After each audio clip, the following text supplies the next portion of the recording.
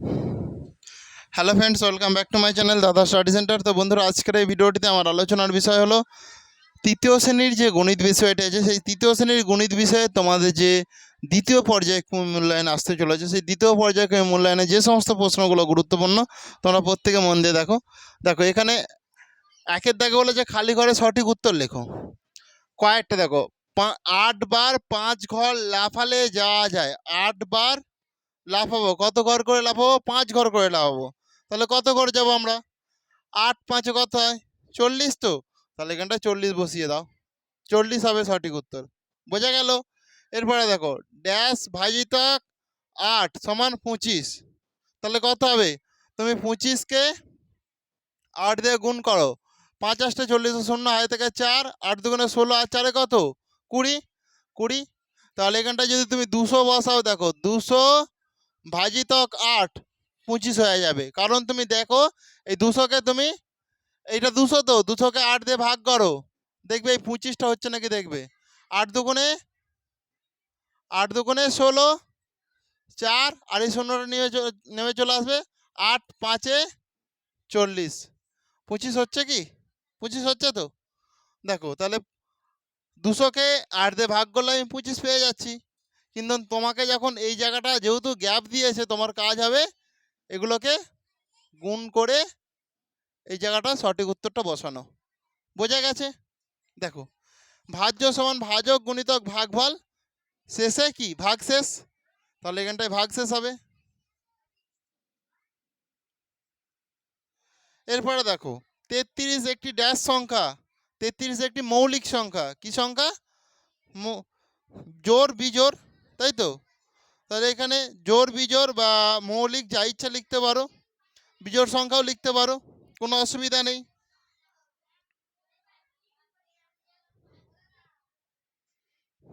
33, এখানে প্রশ্নটা দেখি। 33 একটি ড্যাশ সংখ্যা, বিজোড় সংখ্যা লিখে দাও।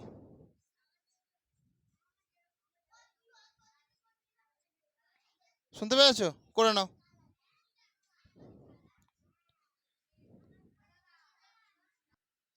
দেখো ভালো করে দেখো, বন্ধনী সঠিক ঘরে রাইট চিহ্ন দিতে বলেছে। বোঝা গেল? দেখো 10 বার 10 যোগ করলে পাওয়া যাবে। আমি যদি 10 বার 10 যোগ করি, কত পাবো? 10 100 পাবো। একদম ঠিক বলেছো, কারণ 10কে তুমি 10 দিয়ে গুণ করো, 10কে 10 দিয়ে গুণ করলে 10.100 হয়, তার মানে 100। দেখো একদিন সমান কত ঘন্টায় একদিন আমরা কি বলি? 24 ঘন্টায় একদিন। কত ঘন্টায় একদিন? 24 ঘন্টায় একদিন। তাহলে এখানটায় 24-এর মাথায় রাইট চিহ্ন। কোনো সংখ্যাকে 7 দিয়ে ভাগ করলে ভাগশেষ হবে। 7 দিয়ে দেখো ভাগশেষ মানে কি? 7-এর থেকে বেশি হবে না। তাহলে 8 7-এর থেকে বেশি এটা হবে না, 9 7-এর থেকে বেশি এটা হবে না।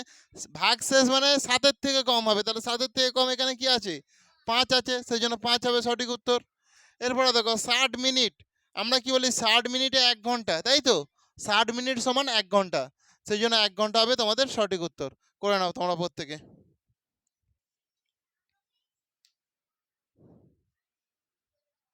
এরপর তোমরা প্রত্যেকে 3-এর দাগের অঙ্কটা ভালো করে মন দিয়ে দেখো। বলছে নিচের অঙ্কগুলি সমাধান করো। বাবা দোকানে গিয়ে 2টি শাড়ি কিনলেন। কটা শাড়ি কিনলেন? 2টি শাড়ি। প্রত্যেকটি শাড়ির দাম 275 টাকা। প্রত্যেকটি শাড়ির দাম কত ছিল? 275 টাকা।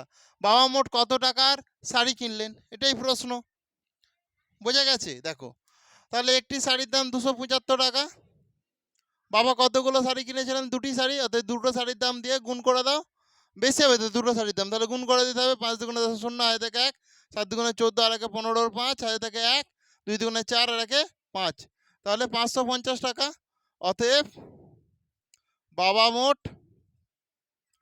মোট 550 টাকার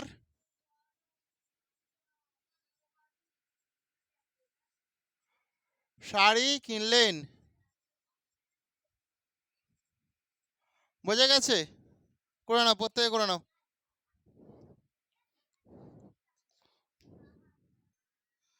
দেখো তোমরা প্রত্যেকে ক্ষয়ের দিকের অঙ্কটা মন দিয়ে দেখো। 3 দিনে 360টি মাটির হাঁড়ি তৈরি হলে একদিনে কটি মাটির হাঁড়ি তৈরি? একদিনে নিশ্চয়ই কম হয়, তাহলে কি করতে হবে? এটাকে ভাগ করতে হবে। দেখে নাও, তাহলে এখানটায় 360 লিখলাম, 360কে আমি এই 3 দিয়ে ভাগ করছি। দেখো 3 একে 3, 6, তিন দুগুণে ছয়, শূন্য, এই তিন শূন্যই শূন্য, তাহলে 120টি হয়ে যাচ্ছে।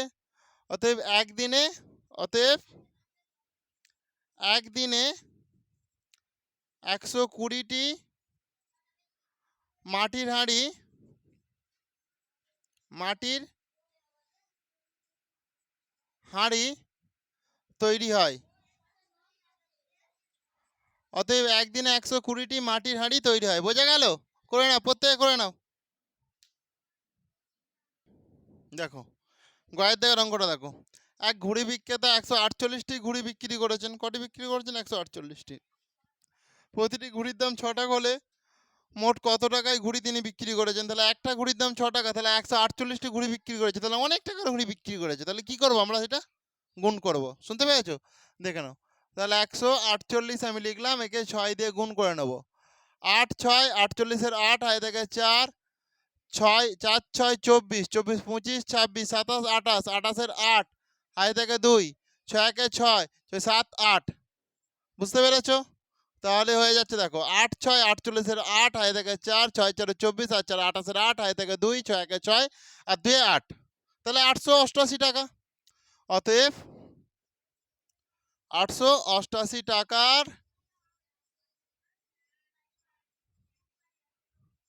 ঘুড়ি তিনি বিক্রি করেছেন। ঘুড়ি তিনি বিক্রি করেছেন। বোঝা গেল? তো দেখে নাও ভালো করে। তো বন্ধুরা আজকের এই প্রশ্নটাই তোমাদের লাস্ট প্রশ্ন, তোমরা প্রত্যেকে মন দিয়ে দেখো। গোপার দাদু গোপাকে 40 টাকা 50 পয়সা দিলেন। গোপাকে কত টাকা দিলেন? 40 টাকা 50 পয়সা দিলেন। গোপা 7 টাকা 50 পয়সার ফুচকা ও 5 টাকার আলু কাবলি খেয়েছে। এখন গোপার কাছে কত টাকা দিয়েছে আছে? তাহলে দাদু কত টাকা দিয়েছিল? 40 টাকা 50 পয়সা দিয়েছিল, তাহলে 40.50 টাকা লিখবো। বোঝা গেল? বা 40 টাকা এইভাবেও লিখতে পারো, 40 টাকা 50 পয়সা এইভাবেও তোমরা করতে পারো, কোনো অসুবিধা নেই। দেখো গোপা 7 টাকা 50 পয়সার কি খেয়েছে? দেখো ফুচকা, ফুচকা খেয়েছে 7 টাকা 50 পয়সার, 7 টাকা 50 পয়সার ফুচকা খেয়েছে। আর 5 টাকার আলু কাবলি খেয়েছে। 5 টাকার খেয়েছে কিনা আলু কাবলি, তাহলে আলু কাবলি, আলু কাবলি খেয়েছে 5 টাকা। তাহলে 5 টাকা 00 পয়সা মানেই তোমার 5 টাকাকে বোঝাচ্ছে। তাহলে কত টাকা খরচ করেছে দেখে নিচ্ছি। মোট খরচ, মোট খরচ সমান 0 5, আর এদিকে দেখো 7 8 9 10 11 12, তাহলে 12 টাকা 50 পয়সা, 12 টাকা 50 পয়সা মোট খরচ করেছে। এখান থেকে দেখো গোপা 7 টাকা 50 পয়সার ফুচকা আর 5 টাকার আলু কাবলি খেয়েছে। তাহলে এখন গোপার কাছে কত টাকা আছে? দাদু তো 40 টাকা 50 পয়সা দিয়েছিল, সে 12 টাকা 50 পয়সার খরচ করে ফেলেছে। এটা খরচ করেছে, খরচ করেছে, আর দাদু দিয়েছিল, দাদু দিয়েছিল। তাহলে দেখো এটা যদি আমি বাদ দিয়ে দিই, এটা যদি বাদ দিয়ে দিই, তাহলে তাহলে আমি উত্তর পেয়ে যাব।